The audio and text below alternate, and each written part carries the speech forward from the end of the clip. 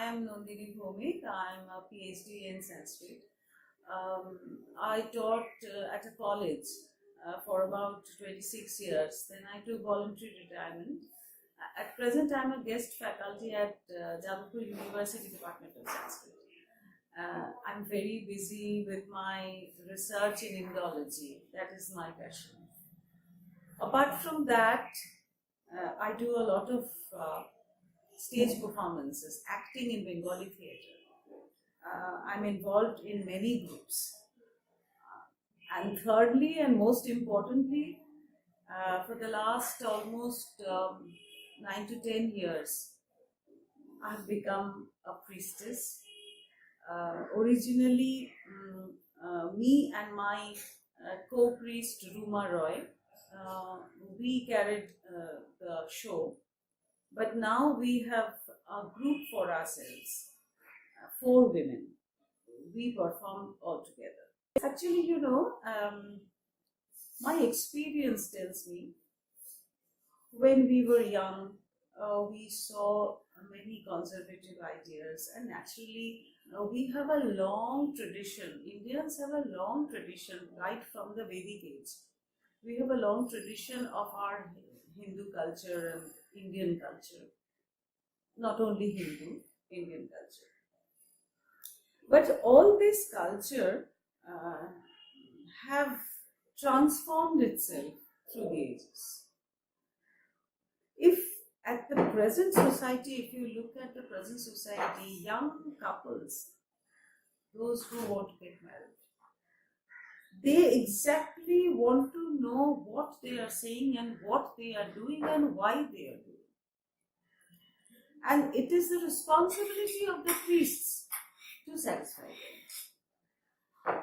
Naturally, first of all, me and Ruma Roy, my co-priest, we both learned this simplified method from our teacher in Sanskrit, Gauri Dharmapal, in our college days. She taught us, she invented a very beautiful method, shorter and simple, with translations. Later on, we came to realize that the present society, the 21st century young generation, they need something else. They need much more explanation. And so we have evolved a new script, not only of marriage. We have Annaprashan, we have Shraddh ceremony, we have Griha Pravesh, and most importantly, wedding ceremony, because that is where we get calls the most. And we scripted our new ideas, our new explanations, merged with old hymns of the Vedas. I am a student of Sanskrit. I don't call myself a scholar or a teacher. Yes, by profession I am a teacher, but still I am learning. Sanskrit is a language, and that language has been expressed in many subjects. It was the language of a certain period in our history, Indian history. So the texts are all literature, and I am a student of that literature. So if I take certain portions of that literature and I explain it in my own way, I don't think there's much of a problem in it. And on top of that, the thing which I do, the performance which I do being a priestess, is a minority. How many people come to me? Only they who come to me who are more broad-minded, who do not want so much conservatism, who want things to be simplified, who want things to be understood. That portion of people approach me, and that is very few in number. So the greater portion, which still now merges with traditional rituals, conservative rituals, I have nothing against them, because that is our history, that is our tradition. I salute them, of course, because I'm an Indian, I'm a Bengali, I'm a student of Sanskrit. So, my pranam to that. But of course, I think a bit otherwise. I do not like discrimination. So my our work, I should say, we two priests and two vocalists, Shemunti Banerjee and Poulomi Chakraborty. They are very good vocalists. They sing songs and we utter the hymns. A perfect blending of songs and hymns, songs mainly of Tagore. That is our presentation, that is our performance. And now, of course, huge number of people are coming in. They want our method to be enacted, to be performed. Yes. We are very conscious that we live in a patriarchal society. It was worse some few hundred of years ago. It was worse when very little girls, about 5 to 8 years of age, they were married off to big men of 20, 24, like this of age. So, from that time, of course, thinkers, great political thinkers, great social thinkers, they changed the society, they tried their best to change the society, and now the time has come that we all have equal access to education. Education is the main thing, and financial support. Yes, a lady also has to support herself financially. She has to earn. Now we all know this, but still we live in a patriarchal society, of course. It is not only a lady who goes to office and earns money, no. When she returns home and when she goes to the office, the time before she goes to the office she spends at home, and the time after she returns home, the time she spends at home and the work she does at home does not match with the work her husband does at home. She has much more responsibility at home.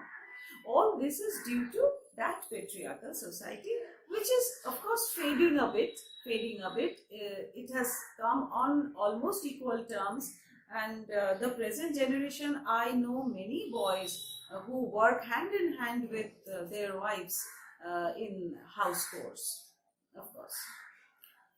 Naturally, when it comes to such ritualistic performances like marriage, that patriarchal smell prevails a lot. That is very natural. And that is our history. We have to accept it, but we can go against the stream, and we have gone against the stream a lot. Our work in this priesthood is absolutely against any discrimination, not only sex discrimination, we also work against caste discrimination, religion discrimination, and sex discrimination. Modern people with a lot of money, with a lot of education, they still stick to such rituals. Bhat kapor it is a ridiculous ritual now. Kanyadan doesn't come to my sense also. I find it meaningless now. Of course, why will she be a commodity that she will be gifted to some other people? Because now both the girl and the boy are possessed with equal education. Education is all that matters, and the amount you earn, that depends on your luck. The husband may be a less earner also, and the wife may be a bigger earner. The husband gives bhat kapor, promises to take the whole responsibility of the wife in the morning of the bhat, and in the long run it is seen the wife is earning more. She is supporting the family more. There are many instances like that. So I don't think we should stick to such practices now. Actually, that is why my method is like that, we select only those practices which are prevalent now, and we select those hymns which can be explained in our own way, relating to this time and this world and this frame of mind of the young people. In spite of us being educated in this 21st century, we still possess, very unfortunately, a fear of doing something wrong if we go against ritualistic tradition. This fear has to be eradicated. If I do not give Belpata when I pray to Lord Shiva, he will get angry with me. There's no sense in that.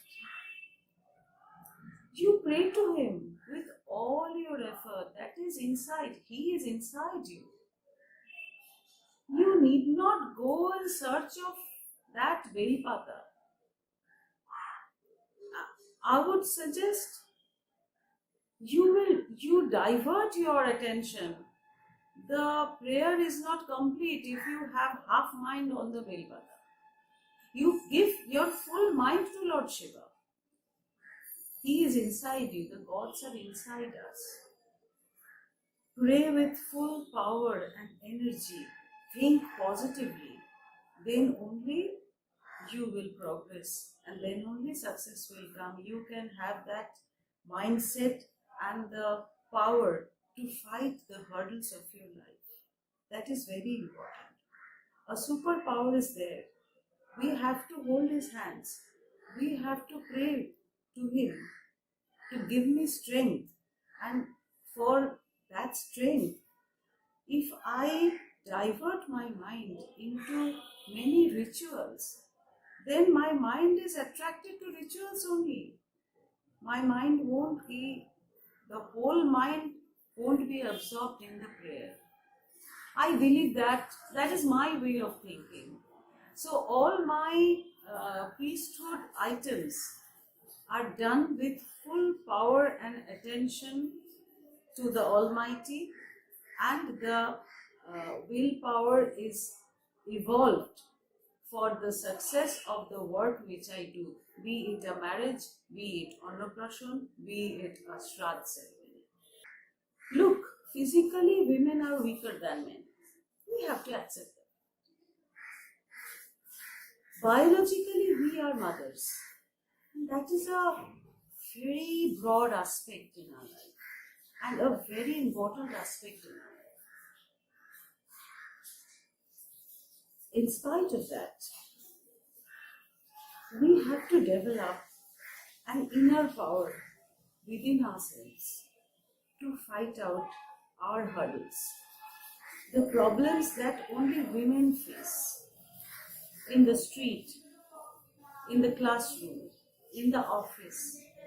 We still face a lot of problems in life, and every morning newspaper has some news or the other regarding harassment of women. In spite of that, in spite of being the weaker sex in that respect, physically we are weak. If a man attacks me, I won't be able to fight. I don't have that strength in me, unless I am trained in that. So we have to build an inner power from within. That power will come through our education, not only through education. We have to bring that education into our belief that we can do, we can be successful. It is our world, and I can govern my life, of course, the way I wish to.